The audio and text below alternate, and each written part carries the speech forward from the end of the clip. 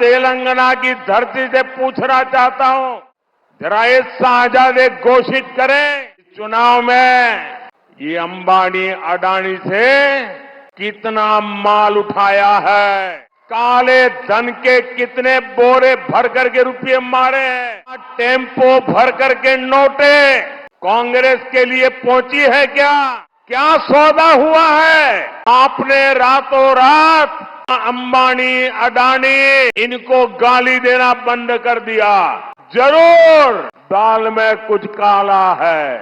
नमस्कार, मैं सरोज कुमार। द सभा में एक बार फिर से सभी का स्वागत है। मित्रों, ये सच है कि राजनीति और कारोबार, इन दोनों पेशों में कोई किसी का होता नहीं है।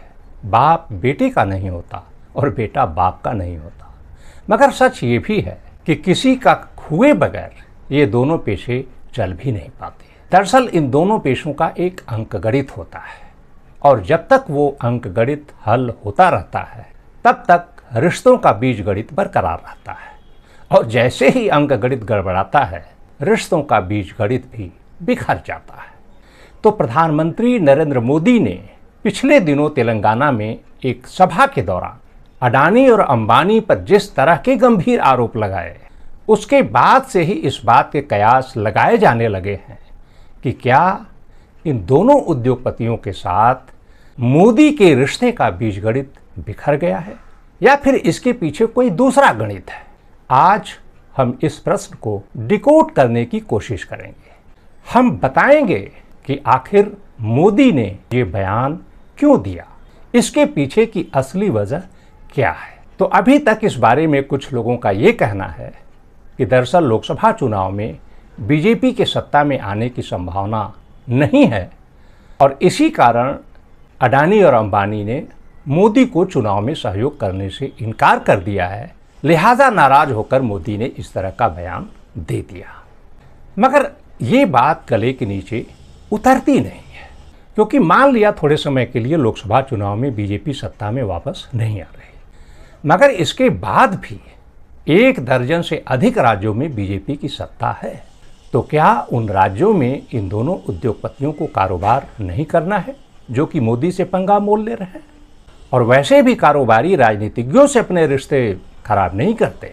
राजनेता भले ही उनके ऊपर आरोप लगाते रहे। अब जैसे कांग्रेस को लीजिए, कांग्रेस लगातार अडानी अंबानी के खिलाफ आरोप लगा रही है, हमले कर रही है। फिर भी कांग्रेस शासित राज्यों से, वहाँ की सरकारों से इन दोनों उद्योगपतियों के रिश्ते हैं, वहाँ पे उनके कारोबार हैं, वहाँ पर वे निवेश कर रहे हैं। तो इसलिए ये बात गले के नीचे नहीं उतरती। कुछ लोगों का कहना है कि चूंकि कांग्रेस एक लंबे समय से अडानी अंबानी के साथ रिश्ते को लेकर मोदी पर आरोप लगाती आ रही है और वो आरोप मोदी के साथ जैसे चिपकता हुआ नजर आ रहा है, तो मोदी को लगा कि कांग्रेस के ही हथियार से उस पर हमले कर दिए जाएं और इस चिपके हुए आरोप से भी पीछा छुड़ा लिया जाए। इसलिए उन्होंने ऐसा बयान दे दिया। मगर इस बात में भी बहुत दम नहीं लगता, क्योंकि मोदी एक लंबे समय से अडानी अंबानी के साथ रिश्ते को लेकर जिस तरह के आरोपों का सामना कर रहे हैं, मगर आज तक विचलित नहीं हुए, उसे देखते हुए ऐसा नहीं लगता कि इस कारण मोदी ने अचानक अडानी अंबानी पर हमले कर दिए। क्योंकि आपको पता होगा, जब अडानी समूह के शेयरों में गड़बड़ी को लेकर हिंडनबर्ग की रिपोर्ट आई थी, तब विपक्ष ने किस तरह से हंगामा खड़ा किया था। विपक्ष ने जेपीसी जांच की मांग की थी, प्रधानमंत्री से बयान की मांग की थी। पूरा संसद सत्र हंगामे की भेंट चढ़ गया था। इसके बाद भी प्रधानमंत्री नरेंद्र मोदी बिल्कुल विचलित नहीं हुए थे। विपक्ष के सभी आरोपों को खारिज कर दिया था और अडानी का बचाव किया था। यहाँ तक कि जिन सांसदों ने संसद में अडानी के साथ रिश्ते को लेकर मोदी पर तंज कसे थे, बयानबाजी की थी, उस बयान को भी संसद की कार्रवाई से हटवा दिया गया था। उसके बाद अडानी समूह पर ही organised crime and corruption reporting project यानी OCCRP की एक रिपोर्ट आई और उसके बाद भी विपक्ष ने खूब हंगामा किया। विपक्ष ने मामले की जेपीसी जांच की मांग की, मगर उस बार भी मोदी ने विपक्ष की मांग को सिरे से खारिज कर दिया था और अडानी के आगे एक ढाल की तरह खड़े हो गए थे। तो जिस मोदी ने अडानी अंबानी का इन गंभीर परिस्थितियों में इस तरह से बचाव किया, वही मोदी आज कांग्रेस के कारण इन दोनों उद्योगपतियों पर इस तरह के गंभीर आरोप लगा देंगे, ये बात हजम नहीं होती। फिर सवाल उठता है कि आखिर वो कौन सी वजह है, वो क्या कारण है जिसके चलते मोदी ने इस तरह के बयान दिए। हम इस प्रश्न का उत्तर जरूर देंगे, मगर उसके पहले एक बार मोदी का पूरा बयान फिर से सुनिए। साथियों, आपने देखा होगा ये कांग्रेस के शहजादे पिछले 5 साल से सुबह उठते ही माला जपना शुरू करते थे। जब से उनका राफेल वाला मामला ग्राउंडेड हो गया, तब से उन्होंने एक नई माला जपना शुरू किया। 5 साल से एक ही माला जपते थे, 5 उद्योगपति, 5 उद्योगपति, 5 उद्योगपति। फिर धीरे धीरे कहने लगे अंबानी अडानी, अंबानी अडानी, अंबानी अडानी। 5 साल से। लेकिन जब से चुनाव घोषित हुआ है, इन्होंने अंबानी अडानी को गाली देना बंद कर दिया। मैं आज तेलंगाना की धरती से पूछना चाहता हूं, जरा ये शाहजादे घोषित करें कि इस चुनाव में ये अंबानी अडानी से कितना माल उठाया है, काले धन के कितने बोरे भर करके रुपये मारे हैं, क्या टेम्पो भर करके नोटे कांग्रेस के लिए पहुंची है, क्या सौदा हुआ है। आपने रातों रात अंबानी अडानी इनको गाली देना बंद कर दिया। जरूर दाल में कुछ काला है। 5 साल तक अंबानी अडानी को गाली दी और रातों रात गालियां बंद हो गई। मतलब कोई न कोई चोरी का माल टेम्पो भर भर करके आपने पाया है।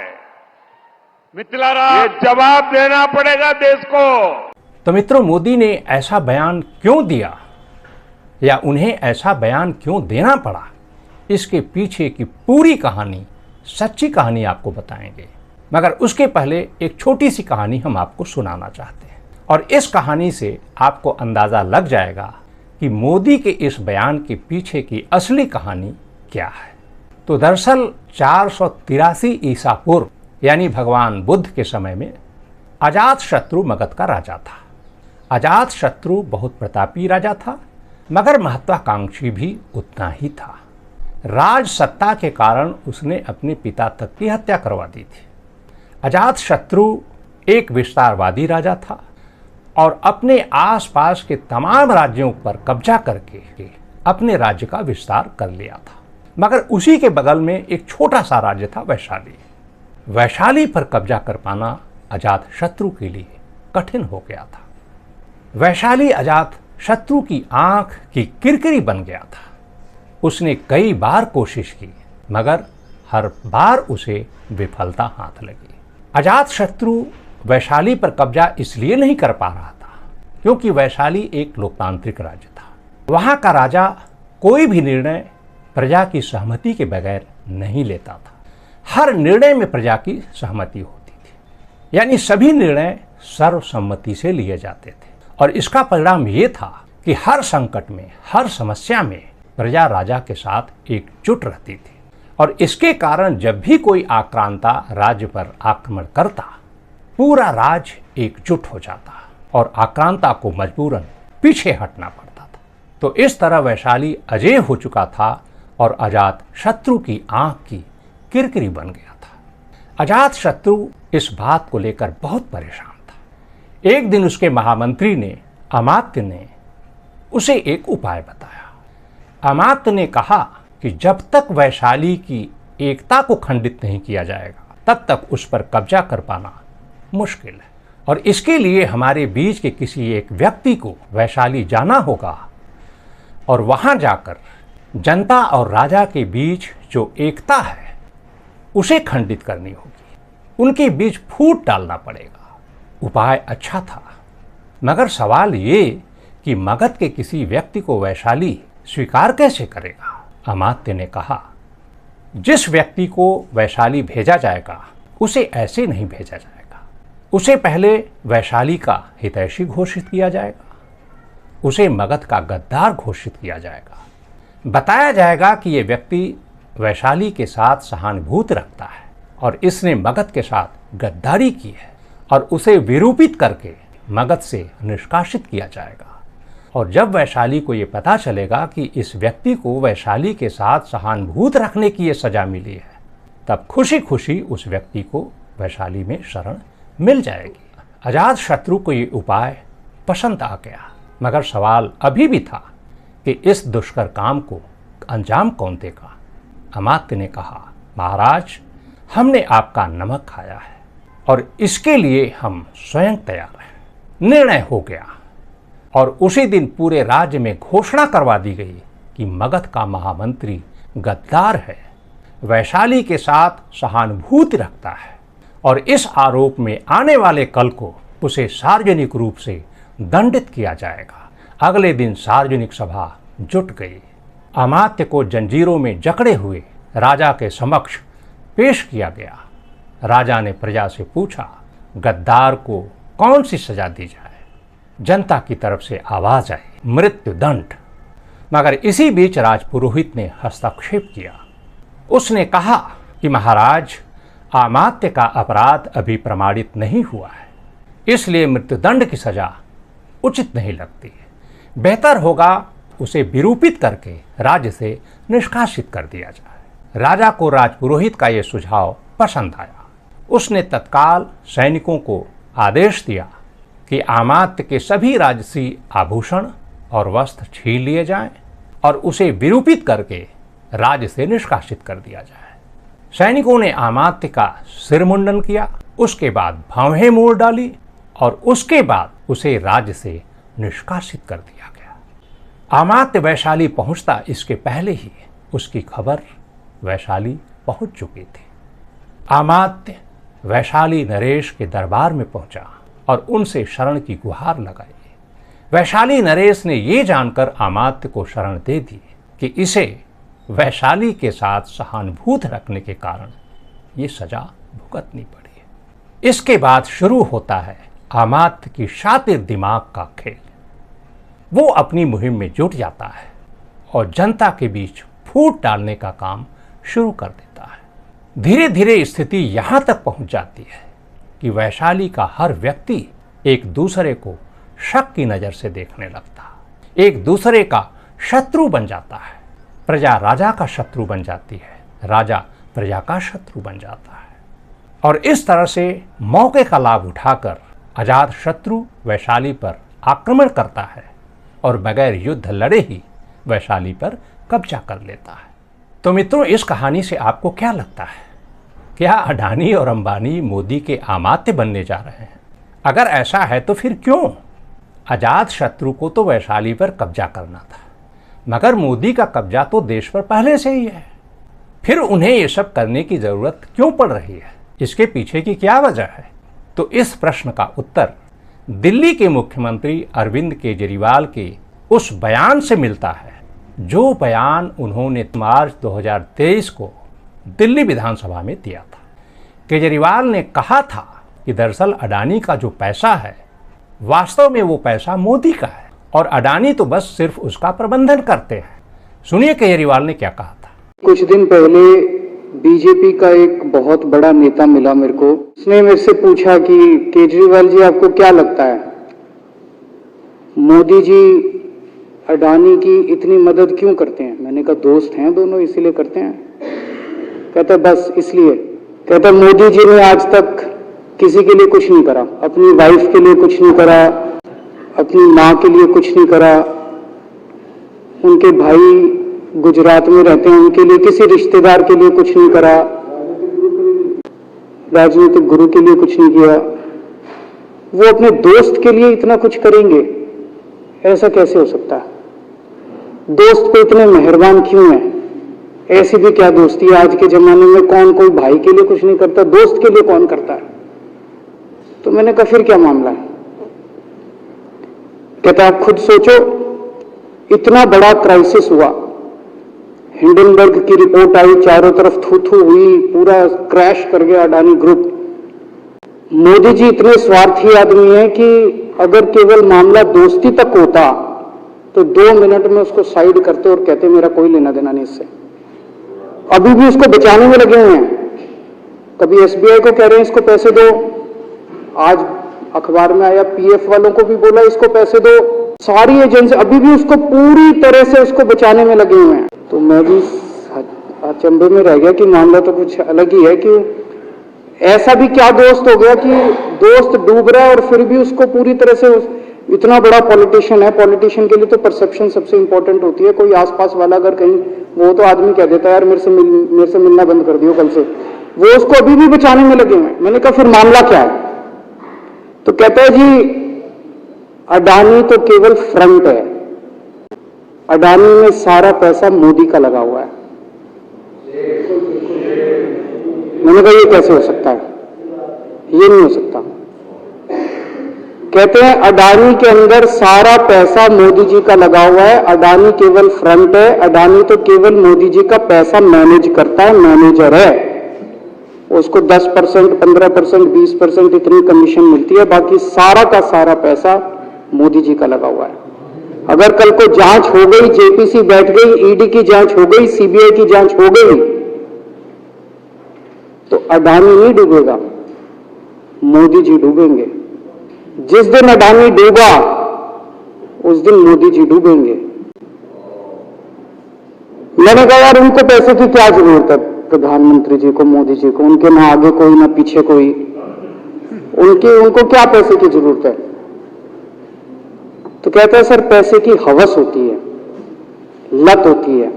कहता है इतने दुनिया में इतने बड़े बड़े अमीर आदमी हैं, उनको कोई अब और पैसे की थोड़ी जरूरत है, लगे पड़े हैं सारे, और पैसा और पैसा और पैसा, बोले हवस होती है। मित्रों, केजरीवाल के इस बयान का अनुमोदन शिवसेना सांसद संजय राउत ने भी किया था और इसका संकेत इलेक्टोरल बॉन्ड की सूची से भी मिलता है। आपको पता होगा कि इलेक्टोरल बॉन्ड की जो सूची सामने आई है उसमें अडानी अंबानी का नाम नहीं है, यानी अडानी अंबानी ने 1 रुपए का भी इलेक्टोरल बॉन्ड खरीदकर बीजेपी को नहीं दिया है। तो यदि केजरीवाल की बात सच है कि अडानी में पैसा मोदी का है, तो जाहिर है मोदी अपने पैसे का इलेक्टोरल बॉन्ड खरीदकर बीजेपी को चंदा क्यों देंगे? तो इस तरह केजरीवाल के अनुसार यदि अडानी का पैसा मोदी का है तो जाहिर है उस पैसे की सुरक्षा की चिंता भी मोदी को होगी, और उसी सुरक्षा चिंता के कारण उन्होंने इस तरह का बयान दे दिया। उन्हें लगा होगा कि इस तरह का बयान देने से ये सार्वजनिक हो जाएगा कि इन दोनों उद्योगपतियों के साथ मोदी के रिश्ते में खटास आ गई है, और इस तरह से विपक्षी खेमे में इन दोनों की हैप्पी एंट्री हो जाएगी। और खुदा न खास्ते लोकसभा चुनाव में बीजेपी सत्ता में वापस नहीं लौटती है और विपक्षी खेमे की सरकार बन जाती है, तो यदि ये दोनों उद्योगपति विपक्षी खेमे में मौजूद रहेंगे तो जो पैसा अडानी अंबानी में मोदी का लगा हुआ है वो पैसा सुरक्षित बना रहेगा, उसको कोई खतरा नहीं रहेगा। तो मित्रों, यदि केजरीवाल की बात सच है और इस संभावना में थोड़ा भी दम है कि लोकसभा चुनाव में बीजेपी सत्ता में नहीं आ रही है, तो हमने जो कहानी बताई है वो कहानी भी सच हो सकती है, क्योंकि इसके अलावा दूसरा कोई कारण नहीं बनता कि नरेंद्र मोदी देश के 2 प्रमुख उद्योगपतियों के खिलाफ इस तरह के गंभीर आरोप सार्वजनिक रूप से लगा दें। तो मित्रों, आज की सभा में फिलहाल इतना ही। ये कहानी आपको कैसी लगी अपने विचार से हमें अवगत कराएं, कमेंट बॉक्स में अवश्य लिखें। और यदि ये कहानी आपको पसंद आए तो इसे लाइक करें, मित्रों परिचितों को शेयर करें और चैनल को सब्सक्राइब भी कर लें, ताकि जब भी दूसरी कहानी हम अपलोड करें तो उसकी सूचना तत्काल आप तक पहुंच जाए।